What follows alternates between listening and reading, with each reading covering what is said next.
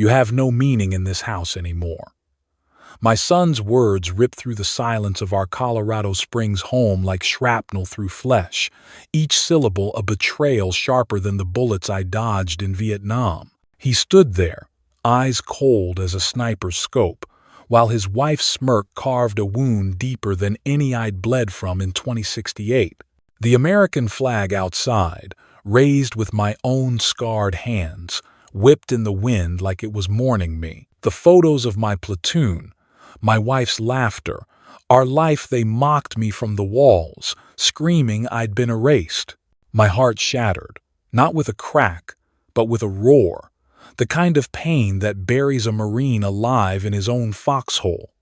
I clutched my dog tags, their metal biting my palm, and swallowed the rage.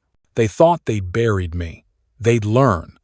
This is what I did next. The words still burned in my chest, a fire that no amount of silence could douse.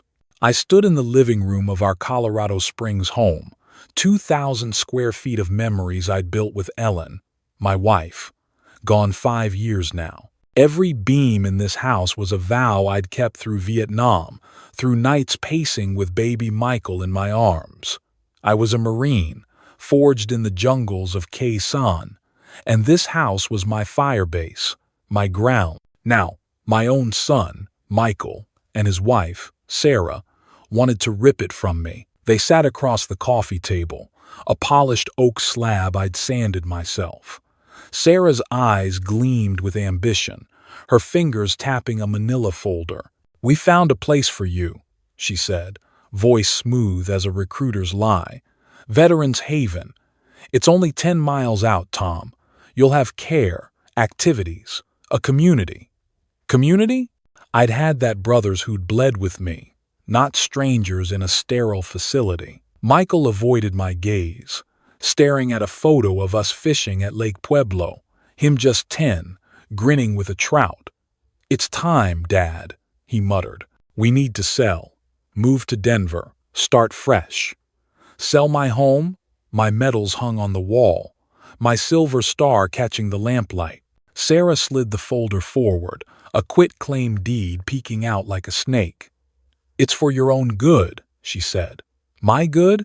This was their greed, dressed up as charity. I stayed silent, but my mind was a battlefield, plotting my next move. The air in the Colorado Springs house felt heavier after Michael and Sarah's ambush, their words still echoing like a grenade's aftershock. I stood alone in the living room, the quitclaim deed on the coffee table staring back like a court-martial order. My dog tags hung heavy around my neck, a cold reminder of battles I'd survived, but this one cut deeper. I needed air, space to think. So I walked to the garage, my sanctuary, where my old toolbox sat under a dusty tarp. The tools were my father's, passed down when I came home from Vietnam, each hammer and wrench a piece of who I was. I reached for them, seeking something solid, when my eyes caught a glint in the trash can by the workbench. My stomach dropped. There, buried under coffee grounds and a crumpled grocery receipt, was my silver star, its ribbon tangled in garbage like a flag left behind on a battlefield.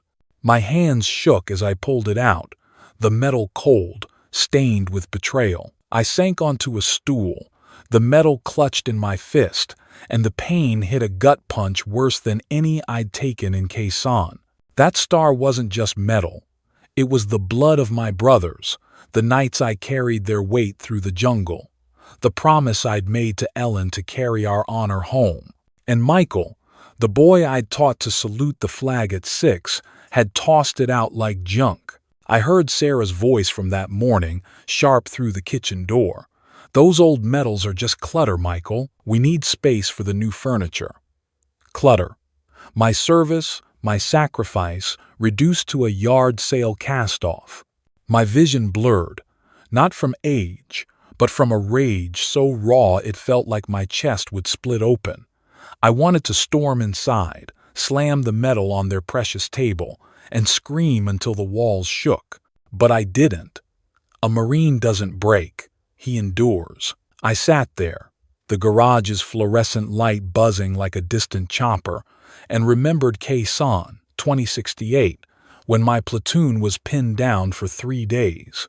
We'd lost half our squad, and I'd dragged Private Torres 2 miles to safety, his blood soaking my fatigues. That medal was for him, for all of them.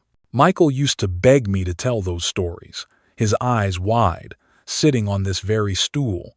At 10, he'd worn my old field cap, too big for his head, swearing he'd be a Marine someday. Now, at 38, he traded that pride for a spreadsheet, for Sarah's dreams of a Denver penthouse. The pain wasn't just the metal in the trash. It was the boy I'd raised, now a stranger who'd buried his father's honor to make room for her ambition. I wiped the coffee grounds from the ribbon, each smear a wound. The garage smelled of oil and sawdust, the same scent that clung to me when I'd built this house, board by board, for Ellen and Michael. Every nail was a vow, every wall a shield. Now, they wanted to sell it, ship me off to Veterans Haven, 10 miles out, like I was a rusted rifle to be stored away. Sarah's folder wasn't just paperwork, it was a plan to erase me, to strip my name from the deed like they'd stripped my medal from its place on the wall. I heard their voices inside, low and conspiring. "He'll sign," Sarah said, her tone sharp as a bayonet. "He's got no fight left." Michael mumbled something, weaker, like a soldier who'd lost his nerve. I gripped the metal tighter, its edges biting my palm, and felt the old fire stir. They thought I was done, a relic to be discarded. But relics have weight, and I'd carried heavier loads than this. I stood, my bad knee creaking, and tucked the silver star into my pocket. The pain was a blade, slicing deeper with every heartbeat. But pain is a teacher. In Vietnam, it taught me to keep moving, to find the next foothold. Here, it taught me they'd underestimated a Marine. I walked back to the house, the flag outside snapping in the wind, its stars a mirror to the one in my hand. The living room was empty now, the folder still on the table, a silent challenge. I didn't touch it. Instead, I went to my room, pulled out a locked ammo box from under the bed, and placed the medal inside, next to Ellen's letters from 2067. They could take my house, my name, but not my fight. I sat on the bed's edge, the springs groaning under my weight, and let the pain settle into resolve. They'd thrown my honor in the trash. I'd make them choke on that mistake. The pain of finding my silver star in the trash didn't fade. It hardened, like steel cooled in a forge. I sat on the edge of my bed in our Colorado Springs home, the ammo box with my medal locked tight under Ellen's letters, its weight anchoring me. The house was quiet now, the flag outside still snapping in the evening breeze. But Michael and Sarah's whispers drifted from the kitchen like radio chatter before an ambush. I didn't need to hear their words to know their plan. Erase me, sell the house, ship me off to Veterans Haven, 10 miles out, where old Marines go to be forgotten. But I'd faced worse odds in Khe-Sanh, held lines when the world wanted me to break. A Marine doesn't charge blindly, he picks his ground. I chose mine. I stood, my bad knee protesting, and pulled my old field jacket from the closet. The faded eagle, globe, and anchor on the sleeve stared back, a reminder of who I was. I needed allies, not anger, and I knew where to find them. The Veterans of Foreign Wars Hall, half a mile down the road, was a beacon for men like me, scarred, stubborn, and loyal. I walked there under a sky bruised with clouds, my cane tapping the sidewalk, each step a declaration. The VFW hall smelled of burnt coffee and polished oak, its walls lined with photos of brothers I'd fought beside. Daniel Dan Walsh sat at a corner table, his hands still calloused from our days in the Corps. He'd saved my life in 2068, pulling me from a ditch under fire. If anyone would stand with me, it was him. "Tom," Dan said, his eyes narrowing as I sat, You look like you're planning a counterattack." I didn't smile. I laid it out. Michael's betrayal, Sarah's folder, the silver star in the trash. My voice stayed low, steady, like briefing a squad before dawn. Dan's jaw tightened, his coffee mug forgotten. "Your own boy," he growled. "And that wife of his thinks she can outmaneuver a Marine." He leaned forward, voice dropping.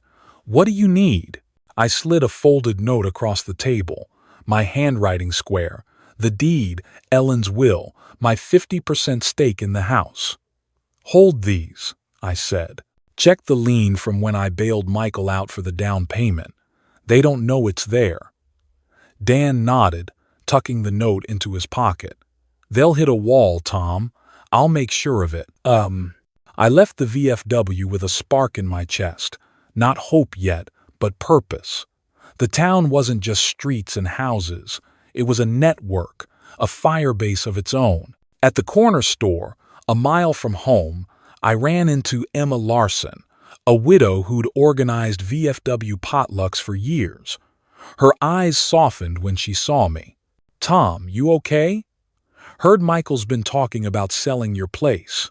I let the silence hang, then said, "They think I'm done, Emma. They're wrong." Her lips pressed tight, the kind of look a mother gives when her kid's been wronged. "Folks at the VFW won't stand for this," she said. "You say the word, we'll back you." I nodded, planting the seed. Gossip travels faster than a Humvee in a small town like ours. Back home, Sarah was in the kitchen, flipping through a real estate magazine, her pen circling listings. She didn't look up when my cane tapped the floor. "Tom, we're meeting the notary tomorrow," she said, voice clipped. "It'll be quick, quick, like a sniper's shot." I didn't answer, just walked to my room, the flag outside catching my eye through the window. I sat at my desk, pulled out a battered notebook, Ellen's gift from 2072, its leather cracked like my hands, and wrote, "Dan has the deed. Emma's spreading the word. They think I'm retreating. They don't see the flank." I closed the book, the pain from the garage still raw but shifting, like a rifle cleaned and loaded. Michael and Sarah thought they'd won the first skirmish. They didn't know I'd already called in reinforcements. The dawn broke over Colorado Springs, gray and heavy, like the fog before a firefight. I stood at the kitchen window, coffee cooling in my mug, the American flag outside hanging limp in the still air. My silver star was safe in the ammo box under my bed, but the sting of its betrayal lingered, sharp as a bayonet in my ribs. Last night, I'd planted seeds with Dan Walsh and Emma Larson, allies who'd fight for me like we fought in Vietnam. But Michael and Sarah were closing in, their plan to erase me gaining speed. The quitclaim deed still sat on the coffee table, a loaded weapon in their hands. I heard Sarah's heels click on the hardwood, sharp as a rifle's bolt, before she appeared, her smile as practiced as a politician's. "Morning, Tom," she said, sliding a plate of toast across the counter. "We need to talk about tomorrow's notary visit. It's set for 8 sharp. I didn't touch the toast. Her kindness was a trap, bait for a Marine too old to see it coming. "Notary?" I asked, voice steady as a sniper's aim. She nodded, pulling a manila folder from her purse, its edges crisp with intent. "It's simple, Tom. A power of attorney for your health decisions and the deed to clear your name from the title. It's about protecting you." "Protecting me?" Her words were a smokescreen, hiding the truth.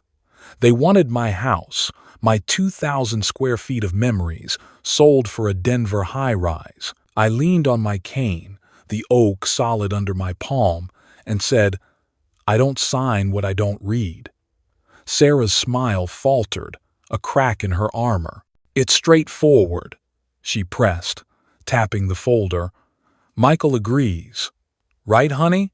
Michael shuffled in, tie loose, eyes fixed on his phone. "Yeah, Dad, it's for the best," he mumbled, not meeting my gaze. The boy who'd once worn my field cap now couldn't face the man who'd raised him. I heard Ellen's voice in my head, soft from years ago. Teach him honor, Tom. I'd tried, but honor doesn't stick when greed takes root. I turned to the window, catching the flag's faint shadow. Then I heard Sarah's voice, low, on a call in the hallway. "Yes, the realtor's ready," she whispered. "Once he signs, we list it next week. Cash offer, 600 grand. My blood boiled, not just for the house, but for what it held. Ellen's garden, the porch where we'd watched sunsets, the wall with my platoon's photos. They were selling my life for a paycheck. I walked to the living room, my cane tapping like a war drum, and saw Sarah's purse on the couch, a brochure for Veterans Haven sticking out, its glossy pages promising care and community. Community? I'd had that in the Corps, in the VFW hall, not in a facility 10 miles out where old soldiers fade. Then I spotted my old Marine field cap, the one Michael used to wear, stuffed in a donation box by the door. "Clearing space," Sarah had said yesterday, her voice cold as a winter trench. My fist clenched, the pain from the silver star in the trash surging back, but sharper, like a wound torn open. They weren't just taking my house, they were dismantling my legacy, piece by piece, as if my service, my sacrifices, were relics for a garage sale. I sat on the couch, the cap in my hands, its faded stitching rough against my fingers. Michael hovered nearby, his face pale. "Dad, we're not trying to hurt you," he said, voice cracking. "It's just, we can't keep this up." "Keep what up?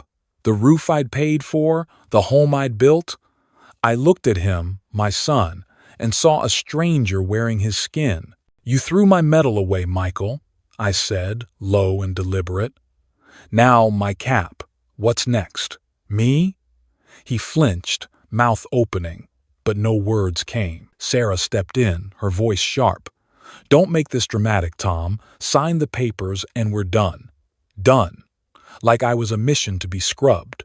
I stood, cap in hand, and walked to my room. The flag outside caught a gust, snapping loud. They thought they'd cornered me, but I'd learned in Vietnam, when the enemy thinks they've won, that's when you strike. The sun hung low over Colorado Springs, painting the sky crimson, like the glow of a distant battlefield. I stood on the porch of my 2,000 square foot home, the American flag snapping sharp in the afternoon breeze, its stars a silent rebuke to Michael and Sarah's betrayal. My field cap, rescued from their donation box, rested in my pocket beside the silver star, two relics they'd tried to erase. Sarah's words from this morning, "Sign the papers, and we're done," still burned. But the seeds I'd planted with Dan Walsh and Emma Larson were sprouting. The notary was coming at 8 tomorrow, they said, to seal my exile to Veterans Haven 10 miles out. They thought they'd outmaneuvered a Marine. They didn't know the VFW was my fire base, and my brothers were rallying. Inside, Sarah was setting the dining table like it was a stage, the manila folder centered like a general's battle plan. Michael paced, his tie undone, muttering about bank approvals. I stayed silent, my cane steady on the hardwood, watching their confidence crack like thin ice. The doorbell rang, a sharp chime that cut through their whispers. Sarah frowned, glancing at Michael. "Who's that?" she snapped. He shrugged, opening the door. There stood Emma Larson, her gray hair pulled tight, eyes fierce as a drill sergeant's. Behind her, 3 VFW brothers, men I'd shared beers and stories with, stood tall, their faces carved with the kind of loyalty only combat forges. Emma held a folder, not theirs, but mine, stamped with the county clerk's seal. "Tom doesn't go anywhere," Emma said, stepping inside, her voice steady as a rifle shot. "This house is his, legally and by right. She slapped the folder on the table, its pages spilling. The deed, my 50% stake, the lien from when I'd covered Michael's down payment. Sarah's face drained of color, her hands frozen mid-motion.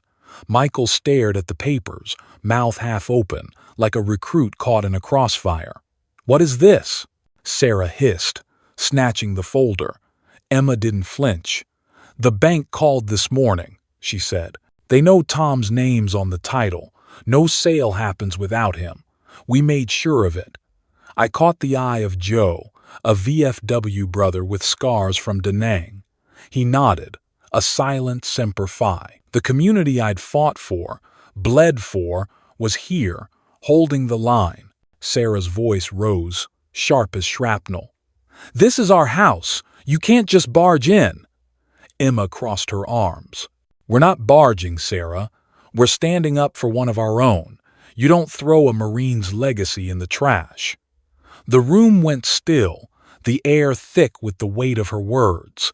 Michael's shoulders slumped, his eyes darting to me, then away, shame flickering like a dying flare. I stepped forward, cane tapping, and spoke for the first time. "You said I had no meaning here, Michael. But this house, these men, this town, they say different."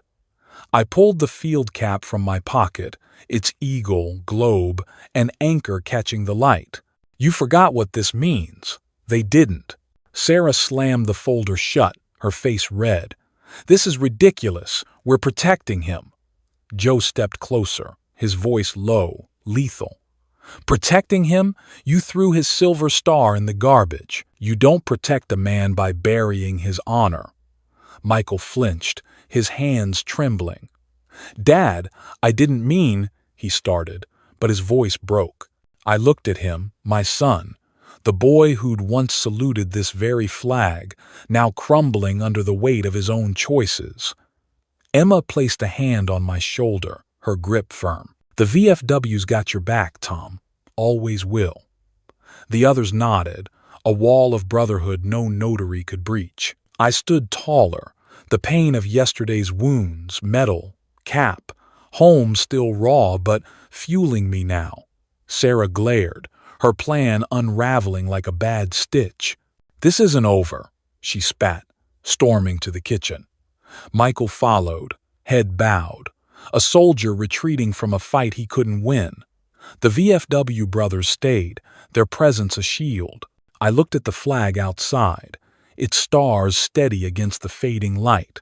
They thought they'd broken me. But a Marine's strength isn't in his voice, it's in his brothers, his ground, his fight. And I was just getting started. The morning sun cut through the Colorado Springs haze, sharp as a bayonet, lighting the American flag outside my 2,000 square foot home. The VFW's stand yesterday had cracked Sarah and Michael's plan, but the war wasn't won. Their manila folder still sat on the dining table, its quitclaim deed a lingering threat, like an unexploded shell. I stood in the kitchen, my field cap and silver star safe in my pocket, their weight grounding me. The pain of their betrayal, my medal in the trash, my cap in a donation box burned. But last night's VFW backup had turned it into fire I could wield. Sarah thought her notary at 8 would finish me. She didn't know Dan Walsh, my brother from Khe-Sanh, was bringing the final blow.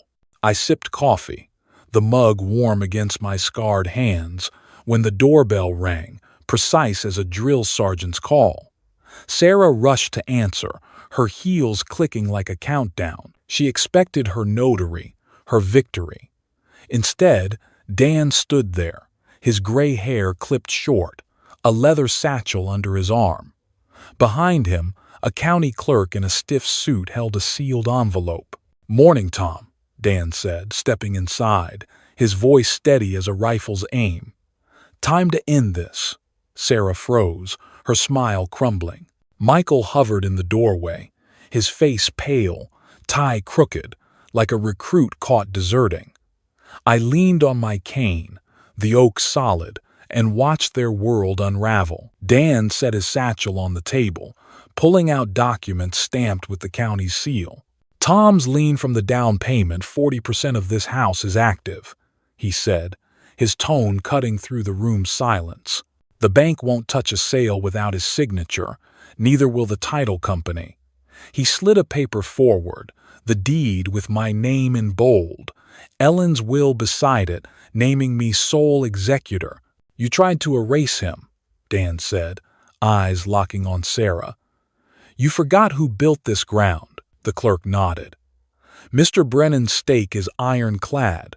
No transfer, no refinance, no sale, period. Sarah's hands shook, snatching the papers, her eyes scanning for a loophole. There was none. I'd learned in Vietnam. Paperwork is a weapon when you know how to aim it. Sarah's voice broke, sharp and desperate. This is outrageous. We're his family. Dan didn't blink. Family doesn't throw a Marine Silver Star in the trash. Michael flinched, his eyes meeting mine for the first time in days, wet with shame. I stepped forward, pulling the Silver Star from my pocket, its ribbon catching the light. You said I had no meaning, Michael, I said, voice low, deliberate. This house, this medal, my name, they say otherwise. You don't sell a Marine's legacy for 600 grand. Sarah spun on Michael, her face red. You said he'd sign. You said it'd be easy. Michael sank into a chair, head in hands, his voice barely a whisper. I didn't mean for it to go this far, Dad. The words were weak, but they carried weight, a crack in his armor, a boy I'd once known peeking through. I held the metal up, its edges biting my palm. This isn't just metal, I said. It's the men I carried, the promises I kept. You forgot that, Michael. You forgot me. Sarah threw the folder down, papers scattering like spent shells. You're ruining everything, she shouted, storming to the kitchen. Dan watched her go, then turned to me. You're still here, Tom, that's what matters. The clerk cleared his throat. I'll update the county records. No changes without your approval, Mr. Brennan. He left, his footsteps fading like a retreating squad. Michael stayed in the chair, broken, his eyes fixed on the floor. I looked at him, my son, and felt a pang, not just anger, but grief for the boy who'd saluted this house's flag. Dan put a hand on my shoulder, his grip firm, a silent semper fi. The room was quiet now, the flag outside still waving, its stars steady against the morning light. Sarah's plan was dead. Her notary never showed. My lien, my name, my home, they stood like a fire base no one could overrun. I tucked the Silver Star back in my pocket, its weight a reminder. A Marine doesn't break, he holds, and I'd held my ground. The afternoon sun spilled over Colorado Springs, bathing my 2,000 square foot home in a golden glow, like the calm after a firefight. The dining room, where Dan Walsh and the county clerk had just dismantled Sarah and Michael's plan, was silent now, the manila folder abandoned, its quitclaim deed as useless as a spent cartridge. My Silver Star and field cap rested in my pocket, their weight a steady pulse against my heart. Sarah had stormed out, her heels echoing like retreating boots, leaving Michael slumped in a chair, his face buried in his hands. The American flag outside waved high, its stars catching the light, a reminder that this house, my firebase, my ground, still stood with me. I'd won, not with shouts, but with the quiet strength of a Marine who knows his position. I walked to the backyard, my cane tapping the porch boards I'd laid with Ellen 20 years ago. The garden she'd loved, with its rose bushes and stone path, stretched out, untouched by Sarah's greed. I sat on the old wooden bench, its surface worn smooth by years of sunsets we'd watched together. The VFW brothers had promised to come by tonight, a gathering to honor what we'd held, not just a house, but a legacy. I pulled the Silver Star from my pocket, its ribbon clean now, free of the trash's stain. It gleamed, not just metal, but a vow to my brothers in Quezon, to Ellen, to the boy Michael used to be. I'd kept that vow, through jungles, through grief, through betrayal. They thought they could erase me. But this house, these 2,000 square feet of memory, said otherwise. Michael's voice broke the quiet, soft from the porch steps. "Dad, I'm sorry," he said, his words raw, like a recruit confessing a mistake. I looked at him, my son, his eyes red, his tie still crooked from the morning's defeat. "I didn't want this," he said. Sarah pushed, and I let her. I nodded, my cane resting against the bench. "A Marine doesn't follow bad orders, Michael," I said, voice steady. "You forgot that." He looked away, toward the flag, its shadow stretching long across the grass. "Can we fix this?" he asked, almost a whisper. I didn't answer right away. Some wounds heal, some scar, but I saw the boy who'd saluted that flag at 6, and for the first time in weeks, I felt a flicker of hope. I stood, my knee creaking, and walked to the garden's edge, where Ellen's roses bloomed red as blood. "This house isn't just wood and nails," I said, turning to him. "It's the promises we keep, the ground we hold. You can't sell that, Michael. You earn it." He nodded, silent, his shoulders heavy with a shame I knew too well from the battlefield when you fail those who matter most. I didn't forgive him, not yet, but I'd give him time to earn it back. That's what Marines do. We hold the line, even when it hurts. The VFW brothers arrived as the sun dipped low, their trucks pulling up, gravel crunching under tires. Dan Walsh led them, his satchel gone, replaced by a six-pack and a grin. Emma Larson carried a tray of her famous cornbread, her eyes warm with pride. "You held your ground, Tom," she said, setting the tray on the picnic table. "Semper Fi, we raised the flag higher, its stars bright against the dusk, and shared stories of battles past, of brothers lost, of homes defended. The laughter, the clink of bottles, the warmth of their presence, it was my community, my squad, my strength. Here's the lesson, one I learned in the jungles of Vietnam and relearned in this fight. Loyalty isn't just a word. It's a line you draw in the dirt, a promise you keep when the world tells you to quit. Hold it with patience, with allies, with the truth of who you are. A Marine doesn't break under fire, he builds under it. This house, this flag, this life, they're my ground, and no one takes that from a man who's earned it. Stand firm, hold fast, and never let anyone tell you your meaning is gone." The stars hung low over Colorado Springs, their light soft against the night, mirroring the glow of the American flag still waving on my porch.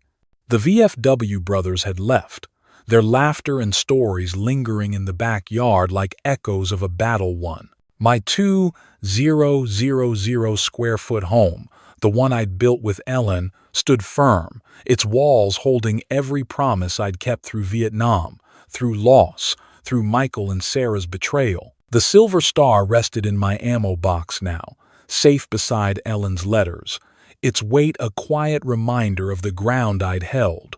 Michael's apology, raw and fragile, still hung in the air, a thread I wasn't ready to pull. Sarah's silence, sharp as ever, was her retreat, but this house, my fire base, had spoken louder than her ambition. I sat on the porch bench, my cane at my side, the rose bushes Ellen planted catching the moonlight. This was my ground, my meaning, and no one could take it. This fight wasn't just mine. It's yours, too, every veteran who's ever stood for something, every soul who's felt their worth questioned. In the jungles of Khe Sanh, I learned that loyalty isn't loud. It's steady, like the flag that flies through storms. You, out there, you know what it means to hold the line, to carry scars no one sees. You fought battles on foreign soil, in quiet rooms, in hearts that turned against you. And you're still here, still standing. That's why I'm sharing this story. Not for pity, but for the truth it carries. Our meaning doesn't fade because someone says so. It's forged in the choices we make, the ground we refuse to surrender. So, if this story stirred something in you, a memory, a fight, a vow you've kept, hit that like button. It's not just a click, it's a nod to the battles we share. Drop a comment below. Tell me your story. What's the ground you've held when the world tried to take it? Veterans, I want to hear your voices, your stories of honor, of betrayal, of standing tall. Maybe it's a moment you faced down doubt, or a time you rebuilt what others tried to tear apart. Your words matter, just like mine did in this house. And if you want more stories like this, ones that cut deep and lift high, subscribe to the channel. Join this squad, this fire base, where we honor the fights that shape us. Next time, I'll share another tale of standing firm when the world tries to knock you down. It's not just my story, it's ours, built on the same grit that carried us through. Semper Fi, brothers and sisters. Let's keep these stories alive, together.